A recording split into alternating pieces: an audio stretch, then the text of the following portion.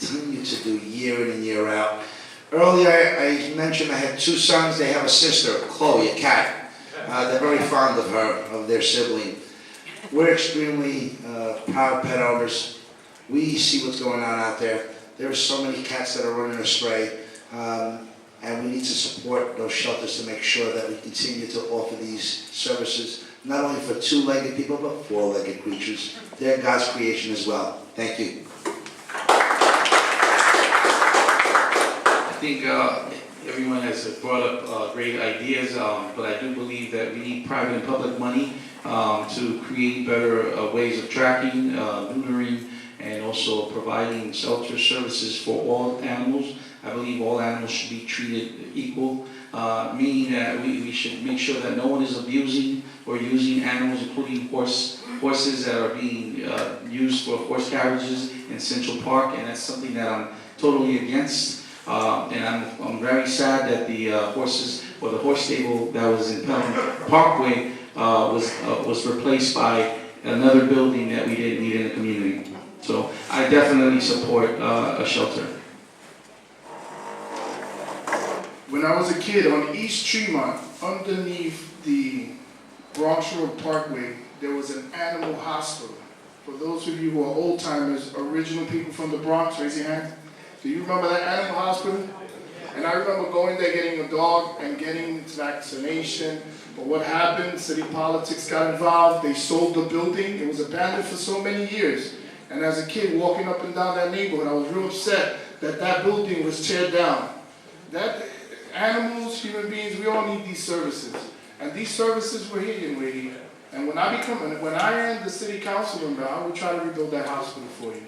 Because it existed in the Bronx. We had our own hospital for animals. And there was all the services there. And I'm sure that there's some people here in this audience that remembers that. And we need to stop selling public lands for private personal development. The private lands and recreational parks and need to be preserved for the future in this community. Thank you. Okay, let's try one more question. Mr. Beater, I know that you sent me a question in the mail and it was about business. Do you want to? I don't think I need a microphone. I'm going to ask Mr. Doyle. The small businesses in New York City, we're losing 1,000 a month. Because of the lease renewal process, small businesses have no say whatsoever. The real estate people have 100% control. They're extorting small businesses under the table money, and they're giving them short-term leases. So if you're elected city council, what would you do to make sure that small businesses get a fair lease renewal process? I like that. It's right over the plate and easy to answer. This is another example we talked about earlier, real estate run amok, and it's not just the residences. Bob brings up a great point, small businesses. On City Island, we lost our pharmacy. Again, they couldn't afford $60,000 a month. We lost, remember the Coles on East Chester Road in Morris Park? We lost that too. A lot of people like that place. A lot of people cannot afford the rents and the jumps. And if you're a small business owner, if you don't own the property, what is the investment to stick out in that location? If it's 1 year, it could be a roller coaster. So I support the Small Business Survival Act, which is what you're getting at, which would provide an opportunity for a 10-year lease and then binding arbitration thereafter. If the landlord and the tenant can't come to an amicable solution, the real estate lobby has way too much power in the city. It doesn't just affect zoning, it affects tenants, both residential and commercial. I'm on your side. Thank you. Okay, so I am a small business owner, still actively a small business owner. My rent has been going up and up for the last 20 years. I can't keep paying higher rent because what do? I do income tax, I sell insurance. I can't keep raising my price. You know, people say, well, why did the price go up? Well, let's talk to my landlord. Why did they raise my price? You know, what we need to do is we need to figure out a way to let small business owners have the representation the way apartments have representation. You know, they have rent stabilization. And these apartments are stabilized so that the landlords, and you see this in the media every single year, where apartment renters are upset because the landlords have the right to raise them 2, 3, 4, 5%, and the landlords are upset because that's all they're getting, right? But in business, we don't have any of that representation.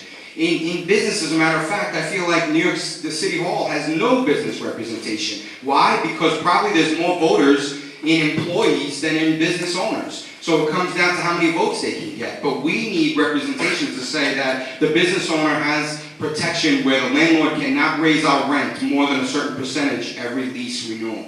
That's very important to keep the small business alive. That's what as I said, I'm a small business owner, 20 years. My rent has gone up over 10 times what I originally started paying 20 years ago.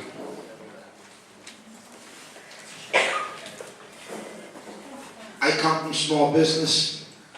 We need to protect our mom and pop shops. They are what make our community so thriving. But it's just not rents. It's the real estate taxes and the water and sewer rates that also impact our homeowners by the same way. Water and sewer rates are more expensive than fuel, and your real estate taxes continue to go up double digits.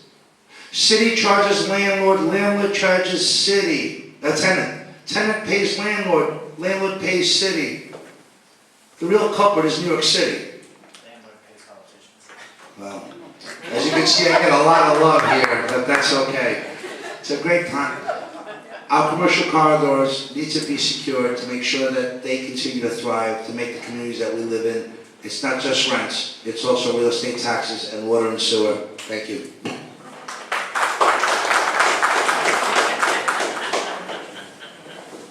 This is probably one of the few times that I agree with Mr. Joline.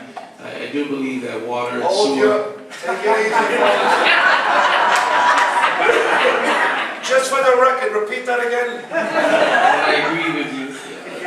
Once, the water and sewer, definitely the taxes are too damn high. Like the guy who was running for president, right?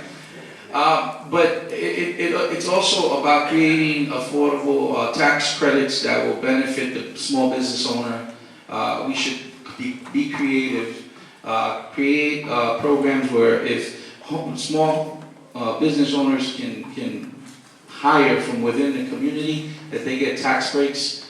If they stay in the community, they get tax breaks. And we should look at alternative programs to make sure that our small homeowners are happy and that they stay in our community, because they are important to our community, and you are important to our community, because I can't find that piece that I need to buy anywhere at Home Depot. So I'm going to see you this weekend because I need to do some plumbing. Thank you.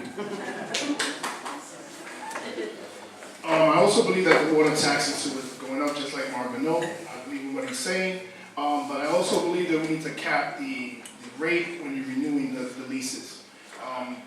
It's out of control, and it's forcing the young, the old school businesses in the neighborhood to leave. I know my friend in Castle Hill Bike Shop, Tito there, he explains to me all the time how difficult it is to keep his bike shop in the neighborhood. And he can't go to the mall, the rent is too high, and he's paying $3,000 rent, and it was $2,500 last year. So he's having a hard time keeping his business. And then he leaves, then my local bike shop is gone, and the kids in the neighborhood are not going to find a good place to get services. I'm sure that the other businesses are suffering the same way. We need to protect these small businesses, and we need to stop building malls. It's really destroying, and has destroyed the small businesses. The malls have everything, and they provide everything, and they're killing the small business. So we need to reconsider that and cap the percentage at the end of the year when they renew the lease. As a city council member, I'll try my best to do that. Take a committee and put together some type of legislation and create some bills that will pass it. Thank you.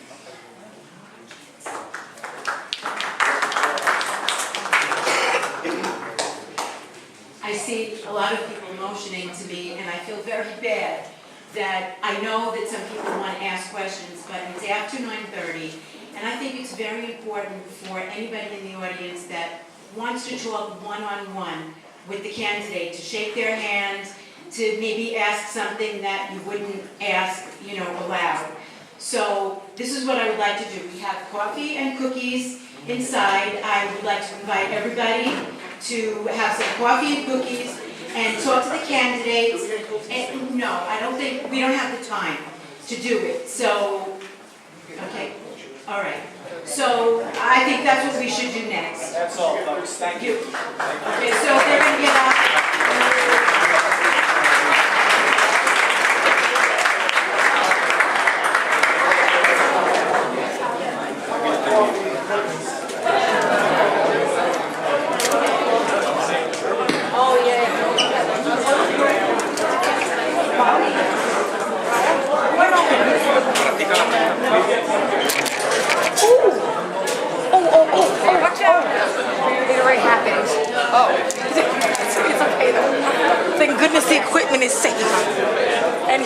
too. People like, that would have been an expensive, what do you guys remember, Bronx Times? No, we're to Lapid. Oh,